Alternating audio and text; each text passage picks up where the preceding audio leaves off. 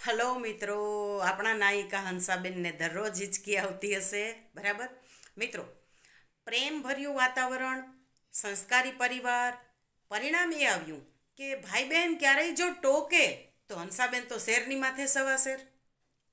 પરિણામ એ આવ્યું કે બળતામાં ઘી હોમાયું. હંસાબેનને જે વસ્તુ ગમતી હતી એ વસ્તુ કરવા માટે એને મોકળું મેદાન મળી ગયું, કારણ કે પરિવારના તમામ સભ્યો વિચારતા કે આ તો નાની છે, અણસમજુ છે, હવે એને ક્યાં વારે વારે ટોકવી અથવા તો રોકવી.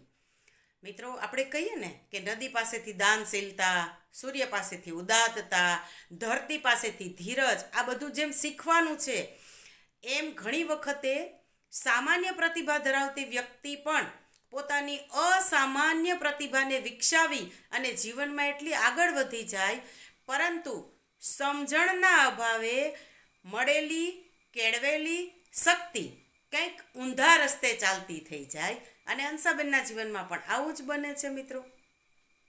મોટી બહેનોના લગ્ન થયા પછી બનેવીઓ જ્યારે આવે ત્યારે બનેવીઓના મોઢે પણ હંસાબેનની રસોઈ, એમની આવડત, એમનું મેનેજમેન્ટ, એના વખાણ જ્યારે હંસાબેનને સાંભળવા મળે ત્યારે તો હંસાબેનમાં રહેલું ઊંટ ઉકરડા ઉપર ચડી જાય. અને પરિસ્થિતિ કેવી થાય તો કે પછી તો કોઈને બોલવાનો મોકો મળે નહીં. અને હંસાબેનને એવું લાગે કે હું શ્રેષ્ઠ. ત્યાં સુધી વાંધો નહોતો મિત્રો, હું શ્રેષ્ઠ હોઉં. પછી થોડાક સમય પછી એવો પૂર્વગ્રહ બંધાઈ ગયો કે હું જ શ્રેષ્ઠ, તો પણ વાંધો નથી. પરંતુ થોડા સમય પછી એવો એક પૂર્વગ્રહ ઊભો થયો કે હું જ શ્રેષ્ઠ અને અન્ય લોકો ડફોડ. ત્યાં મોટી મુશ્કેલી છે મિત્રો.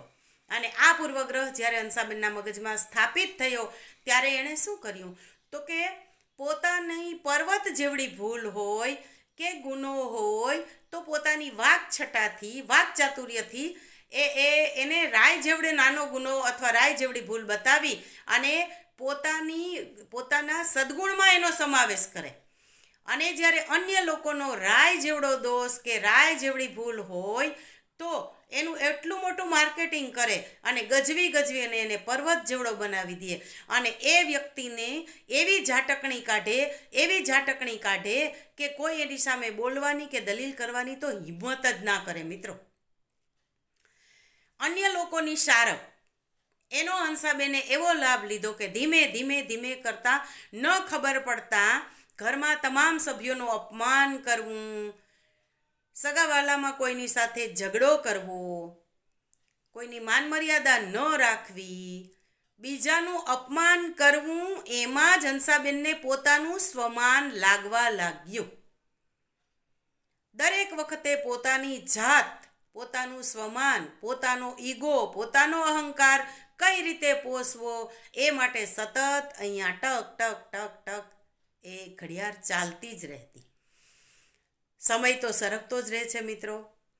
આ બધી જ ઘટનાઓ જોતા માતા પિતા ઘણી વખતે હંસાબેનને એકલા હોય ત્યારે પ્રેમથી સમજાવે કે દીકરી, આ રીતનું વર્તન સારું નથી. જેમ બહેનો સાસરે ગઈ છે એમ કાલ સવારે તારે પણ સાસરે જવાનું છે. કાલ સવારે આપણે ભાઈને પરણાવશું તો કોઈ પારકા પરિવારની પુત્રી આપણા ઘરમાં આવશે અને તું આવું વર્તન કરે, સાસરેથી આવેલી બહેનોનું અપમાન કરે, કાકીનું માન ન જાળવે, ફૈબાને પણ માન સન્માન ન આપે, આ કંઈ સારું ન લાગે. અને ત્યારે હંસાબેન શું કરતા ખબર છે?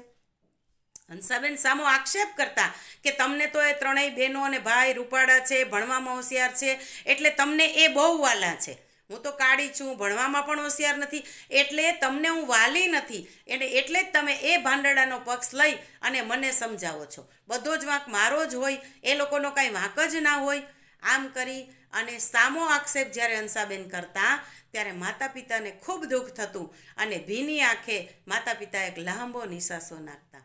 અને હંસાબેન એના સ્વમુખે કહે છે કે કદાચ એ લાંબા નિસાસા અને આંખમાંથી પડતા પાણીના ટપક ટપક ટીપાં એ આજે મને આટલી બધી સુખ સાહેબીની વચ્ચે પણ મને દુઃખીના દાળિયા બનાવી રહ્યા છે એવું હું આજે ફીલ કરું છું.